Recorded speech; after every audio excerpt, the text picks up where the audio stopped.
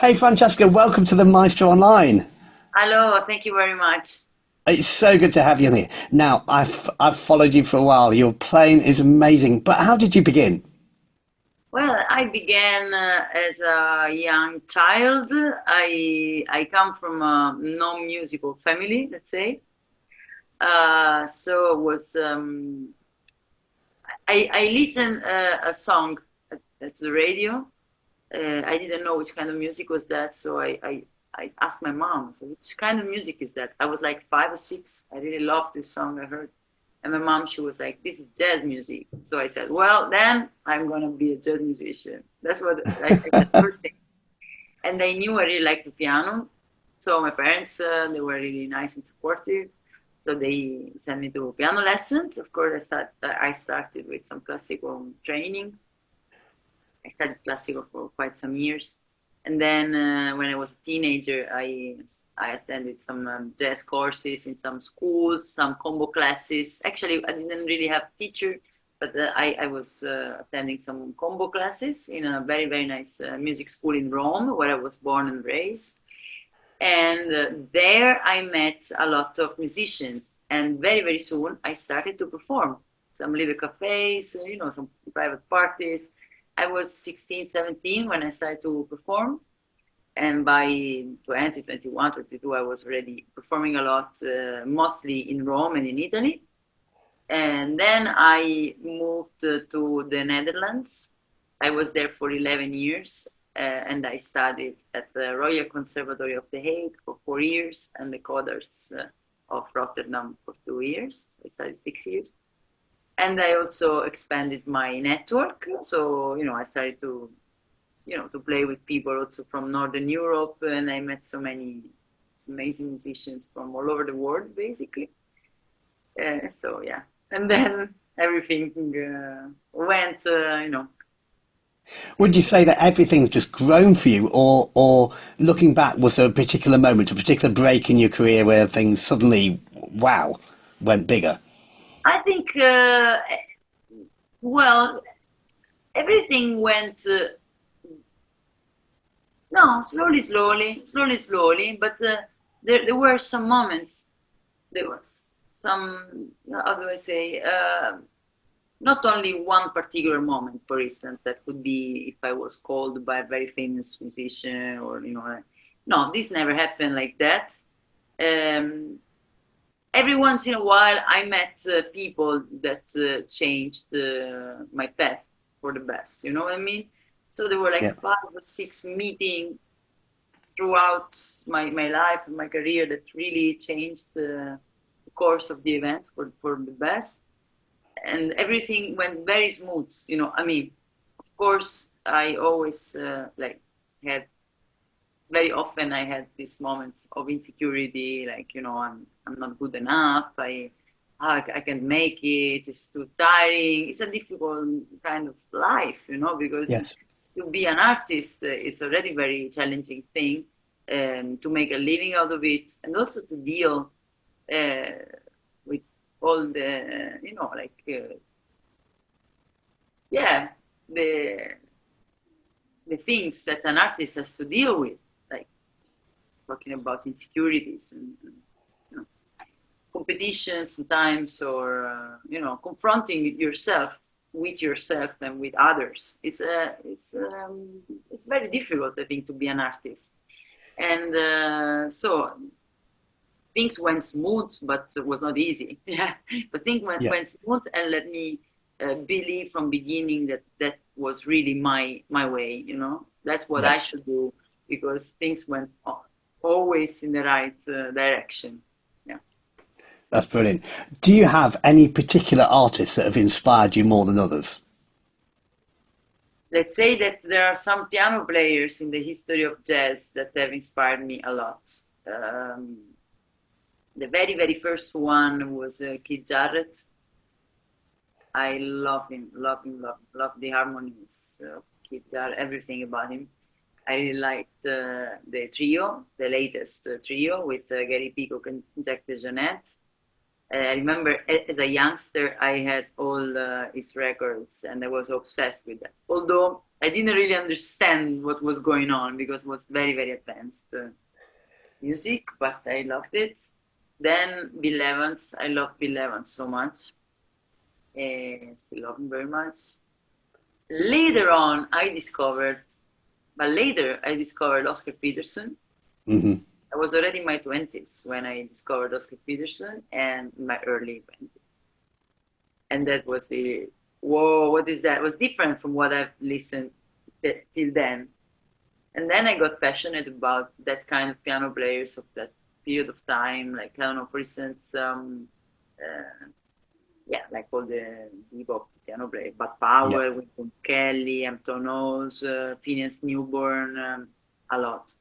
And then lately, one of my very favorite was Gene Harris. I really, really, really love the Ray Brown trio with Gene Harris. And through Ray Brown trio and Gene Harris, I discovered the amazing, incredible Benny Green, which fantastic. And yeah, so there were many, many piano players that inspired me. Many. And was there a particular highlight to your career? Have you got one moment that you can think of that shines over every other? Excuse me, like in my In, career, in your whole career, yeah, is there one musical moment or one moment within your career that to you stands out as the most special? there were a lot of beautiful moments, some nice collaborations. Last summer, I got invited by a very famous band called Snacky Puppy. I got invited to join them in a big festival in Italy, which is called Umbria Jazz, which is one of the best venues you can imagine in Italy. And they actually, the leader of the band, which is called Michael Leake, amazing guy, amazing musician, he contacted me and said, you know, I really like your playing. I would like to invite you to perform with us. And that was really an incredible moment. And also, I didn't tell anybody that I was about to do that. And after that, I discovered that because there were a lot of people there to listen to the Snacky Puppy. When I appeared, there were a lot of friends of mine and students of mine, and people could not believe it because it's actually quite far from my world also, musically. It was an interesting moment because I had to confront myself with some different music because they use mostly keyboards and so me I'm like piano. I only play piano and in a quite classical way, you know. And I had to get out from my comfort zone. It was very interesting. This was or another moment. Uh, yeah, you know, I like I have two steady trios. One is with some international musicians. There is a Dutch drummer and a Brazilian bass player. And the Italian trio is with my husband on double bass. And he's an amazing Italian double bass player.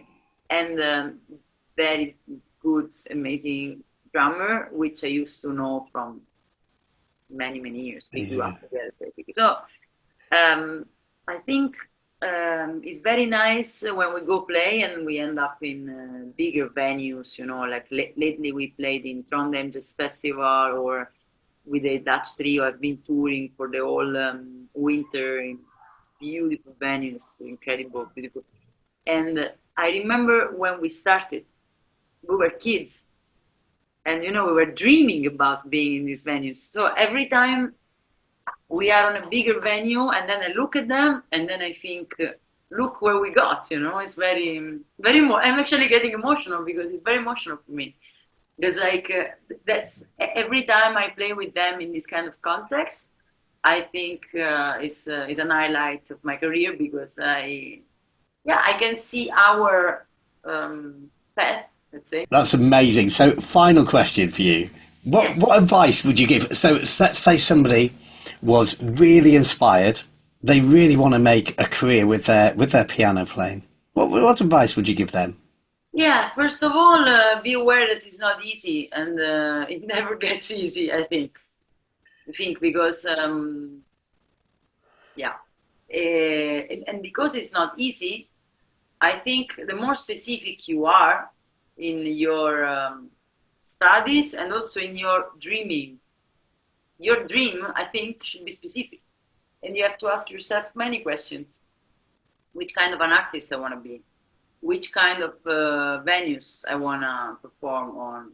Which kind of countries I want to travel to? Do I want to travel? Do I want to be the leader of my own band? Do I want to be sideman? Do I want to be versatile, or I want to specialize in one specific kind of music? So you have to ask yourself many, many questions, and I think you have to be very specific, because this thing, once a friend of mine told me many years ago, and now I'm actually telling always to the young people. It's like, why people should come to your concert and not to mine tonight. Tonight there are two concerts, your concert and my concert. Why people decide to come to your concert? He said, I know why people should come to my concert, but do you know why people should come to your concert? And there was a very simple question, no? It's not, but then it made me think for years and years, because you have to question yourself a lot, and also what I'm giving to the people. What is so special about me? So I would encourage the young people to ask themselves these questions. I think this was one of my best lessons, I think, because everything I had it clear in my mind. I think it happened. What it didn't happen is what I didn't have it was not clear for me. You know what I mean? Yep. So things that were clear kind of happened. It's like, I really would like to play there, in this kind of setting, playing this music, and basically it happened. And sometimes I even dare to dream big, and this is really incredible. I'm gonna play. I was invited by the Lincoln Center in New York, so I'm gonna play in New York with my trio in July. And for me, this is a big thing. It's a big achievement, and I was dreaming about it. Because this is a venue that, it was a realistic dream, because if you get to a good level in that kind of music, why not? You know what I mean? But then you have to know exactly which kind of music you're playing, and then you can dream about the venues. Because if I play rock music or not, but I cannot dream about Lincoln Center. You know what I mean?